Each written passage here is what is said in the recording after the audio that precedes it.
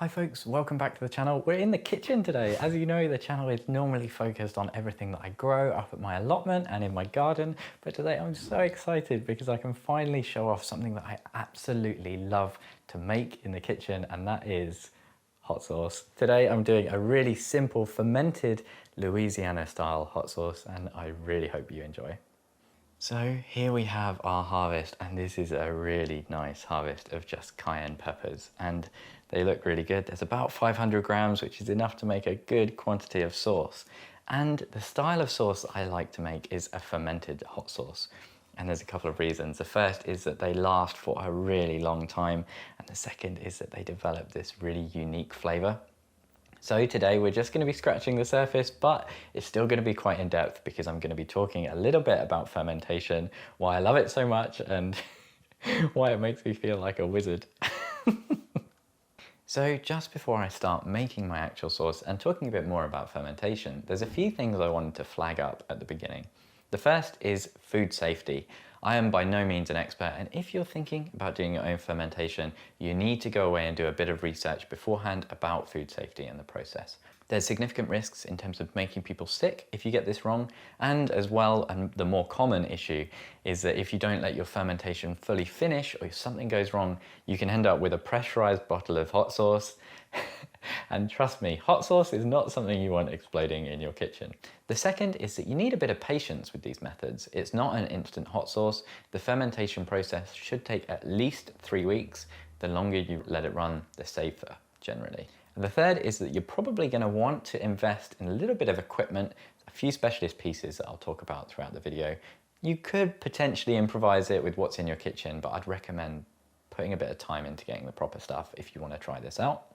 And the fourth is an acknowledgement that pretty much everything I've learned about fermentation and this amazing process has come from Chili Chump, which is an amazing YouTube channel I will definitely link in the description. Do go and check that out if you want to learn more.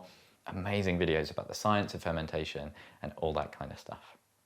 So perhaps as I've been talking about fermentation, you think, oh yeah, beer, alcohol, that kind of thing. Is it similar? Well, the process is similar, but those are driven by yeasts, whereas when we talk about hot sauce and vegetable fermentation, think more along the lines of sauerkraut. So if you were to go into your vegetable garden and put the leaves of your plants under a microscope, you'd see that they're covered in bacterial life. And one of the strains of bacteria will belong to the family of Lactobacillus. Now, Lactobacillus have some incredible traits, which mean we're able to basically utilize them to preserve food, and we've been doing it for thousands of years. So what are these traits that Lactobacillus have, and how do we utilize them for fermenting and making food-safe products? Well, this is where it starts to get really interesting, and I just wonder how people figured this out thousands of years ago. But the key thing is that Lactobacillus, it can survive in environments where most bad, harmful bacteria can't. By harmful bacteria, I mean stuff that would make us sick if we ate it.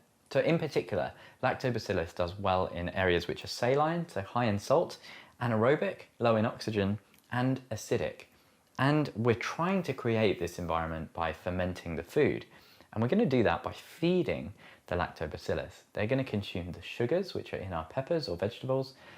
And as they consume those and grow and multiply, they're going to release two byproducts. The first is carbon dioxide, which helps to create an anaerobic environment. And the second is lactic acid.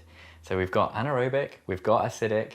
The third, the salinity, that comes from us. We add salt at the start of the process. And it's just an incredible natural process. It just blows my mind. The sauces that you can make taste amazing. The lactic acid, it kind of adds that unique funk, and they will last for so long.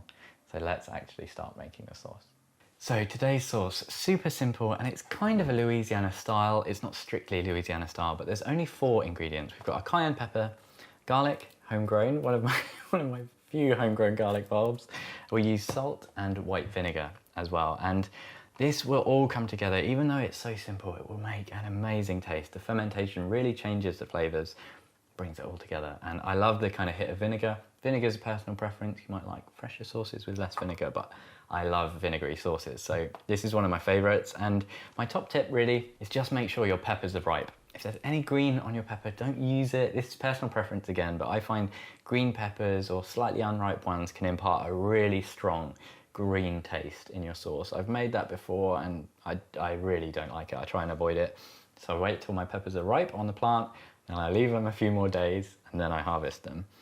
And as well, when it comes to fermenting, there's a couple of choices. Brine fermentation, which is where you chop all your ingredients, put them up here, and then fill this up with brine, salt water. It's a safer method for beginners. If you're new to it and you're interested, I would try that. But today I'm going to be doing the slightly more complex one, which is a mash. And as well, there's a third, which is vacuum sealed fermentations, which are really like the safest way of doing it. You know, it's not likely to go wrong and you're not likely to get any growth in your fermentation, but it is a bit trickier. You need a vacuum sealer and you need to use a lot of plastic with the bags. So I'm doing a mash today. Let's get chopping.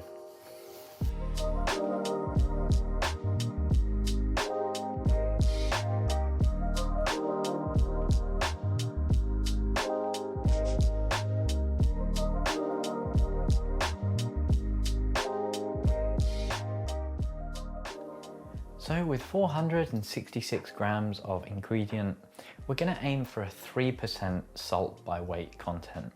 So for this, that's about 14 grams. And the amount of salt that you use can vary slightly, but the kind of safe range is anywhere between 2 and 6%. More than 4% and you're starting to get into really salty territory. It starts to affect the flavor quite a lot. And if you go too salty, above 6%, then you can affect the lactobacillus and it can actually become too saline. So 3% is quite a good starting point that I'm going to use today. It is vitally important that I just use pure table salt. And as well, I need to make sure that it's normal table salt and not low sodium or anything like that. I read about someone doing that once and obviously that didn't work out for their fermentation. So in goes peppers and the garlic. Look at that, almost a perfect fit. And then we just sprinkle the salt on top. And now we're aiming to just get this kind of roughly smooth and chopped up.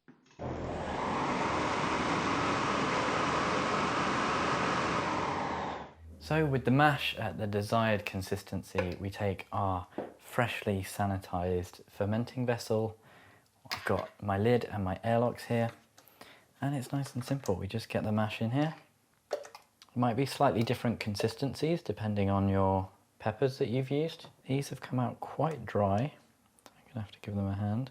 You can see it's quite thick, but very well blended. It smells incredible, lovely, fresh smell. Just trying to get every last drop of this precious, precious mash into my jar. And then this next step is really important. You can see there's a few air bubbles in here and as well a few little bits of mash around the outside and the edge of the lip. It's very important we get rid of those. To do that, I'm going to use a piece of tissue just with some sanitizer on it. You could also use vinegar if you were in a pinch. So I think this is looking really good now. If there was one thing I was slightly concerned about, it's maybe that I've overfilled it slightly. As I put the airlock on and the lid, it's important that the airlock is low enough that it forms a seal, but not too low so that it starts sucking up the mash. And we're gonna just put a little bit of brine in here now. I could also use vinegar. I've just put in the brine here and you can see how it's all sat at the top, and that means it's formed an airtight seal, which is good. So if I lift this out, it'll sink down to this level, and that prevents any oxygen from entering the vessel, but the CO2 will rise up, create a layer where things can't grow, essentially, and any excess should be forced out through the airlock. So the first fermentation of the season is underway. I'm over the moon. It smells great in here. The kitchen is absolutely filled with the scent. What I've got to do now is find somewhere that's the right place to get this going. You need somewhere that's got consistent temperatures, not too hot, not too cold. So somewhere like a conservatory I would be avoiding because of the temperature swings. I want somewhere dark as well, so I've got a perfect cabinet in a fairly warm room. You want to aim for about 20 degrees C. If you go too warm, then the bag bacteria might start to grow that favours the molds and that kind of thing. And if it's too slow, the lactobacillus won't be able to start getting going properly. And I want this to have the best start possible. So we'll leave it. We should see this brine start to get pushed out as this CO2 builds up. And that's a good sign. And as well, we should start to see the bubbles forming. But you have to be careful with this, that you don't interfere too much, because if you keep opening the lid, then you'll let more oxygen in. And mash fermentations are very susceptible to too much oxygen getting in, and you get a little bit of mold around the edges. So we'll check back in a week, see how it's doing. So we are back. It's not been a few weeks. I was hoping to show you this a few weeks in, but it's been 5 weeks and this is now finished from my point of view anyway. 3 weeks is what I would say is a minimum, but some people ferment their sauces for absolutely years. You know, after this stage, the first 4 or 5 weeks, the primary fermentation is probably going to be done and it's not going to be producing much CO2 now. So if I wanted to continue to age this, I would probably move it into a more airtight container, something like a Kilner jar. That just ensures a bit more safety. But I'll link a few videos in the description about how to check whether fermentations are healthy, you know, for signs of growth and that kind of thing. And as well, I'll link some about fermentation time. But like I say, I'm happy with 5 weeks. It looks like there's not really much more activity going on in here. There is still some pressure built up in the airlock, which is a good sign. But the hard bit has been done. We've got a good looking fermentation, so let's make a sauce. First thing for us to do is just crack this open and double check that I am correct. Because although it looks fine from outside, it might not be inside. Everything in here looks a-okay. No signs of growth or any nasties. And we're okay to process this up. So we've got our pepper mash, and at this point there are so many options for what we could do with this. I said at the start I'm going for a Louisiana style, so the only other ingredient I'm going to add is vinegar. I don't think it needs any other spices or flavorings. You could add fruit at this stage and then cook it. There's all sorts of things you could do. But for Louisiana style, one of the other things, apart from the vinegar, that really defines it is the consistency and the texture. So I'm going to really want it nice and thin, really liquid. And I'm going to want to press out all of this kind of pulp and the seeds and that kind of thing. And to do that, I've got a food mill, but all you really need is a sieve or something like that to separate the solids. And the other question is, what kind of vinegar do you use and how much vinegar, of course? And the traditional vinegar for a Louisiana style is just distilled white vinegar, which is what I'm going to be using. I've got plenty of it here. But the other question as well, how much vinegar do you use? I think, you know, you can get away with a lot of vinegar in this kind of style sauce. What I'm going to do is add about 25–30% by volume, give it a taste and see what I think. I'm quite a fan of the vinegary sauces, so I'll probably end up using a bit more, but let's give it a go. I know I've got about 500 milliliters, maybe a little bit less of my mash.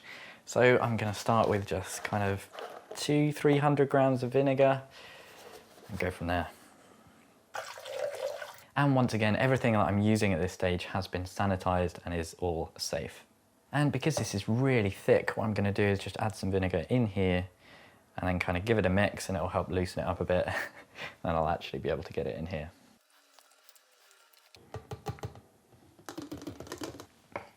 And then I'm going to add all the vinegar into this jar, give it a good shake. That way we get absolutely everything out of it.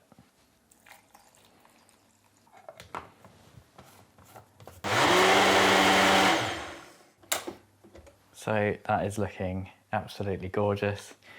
Quite an interesting orange colour to this one. Well, let's have a little taste and see what I think about the vinegar ratio. That is actually probably about right. I thought I was going to want some more, but I think too much more vinegar and you'd lose a lot of flavour. So I'm content with this, and we're going to sieve it, I think. In goes our sauce.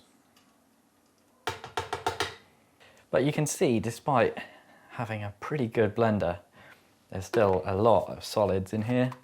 So we start turning, and it should push out all of the solids. We'll have a really nice consistency for our sauce. So a bit of time later, and we've got most of the solids from this mash, and this stuff is gold dust. This is, I mean, it's almost worth fermenting just for this stuff that you're left with at the end. This salty kind of flavoursome mix is perfect for making into kind of a seasoning rub, mixing with other herbs, or just turning into a kind of chili salt. This stuff will make the most delicious seasoning. So at this point, the sauce is essentially ready for bottling, but there's just one extra step to ensure food safety. I'm going to double check the pH of this sauce. You can see the lovely consistency. Now, when it comes to the pH of the sauce, we're really aiming for below 4.6 strictly, but I've only got a relatively cheap pH meter, so we kind of give it a bit more leeway, and we aim for anything below 4. Anything below 4 I'll be happy with, and that should be shelf stable. And you can see this is coming out at well below 4. We're at 3.4. And pH scale is logarithmic as well, so that is definitely safe. The pH coming out that low is no surprise whatsoever. The fermented mash would have been a very low pH anyway, and when we add the vinegar, not only does it kind of add that flavour and the consistency that we want, but it also makes sure the sauce comes down to a pH where absolutely nothing will grow. So we've got a really safe, shelf-stable sauce. Next thing to do, filling the bottles.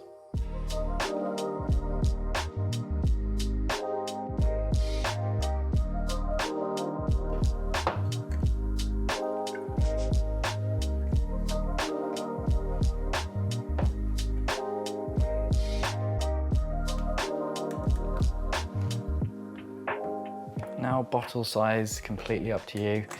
Stoppers might be a good idea because of the kind of consistency, but it's not super spicy, so it's not the end of the world if you put too much on. I'm doing a couple of these smaller bottles as well as my normal wheezy ones, just because these will make really nice gifts for people. And as well, to emphasize, bottles must be sanitized. Lots of different ways to do it. I quite like using boiling water for mine.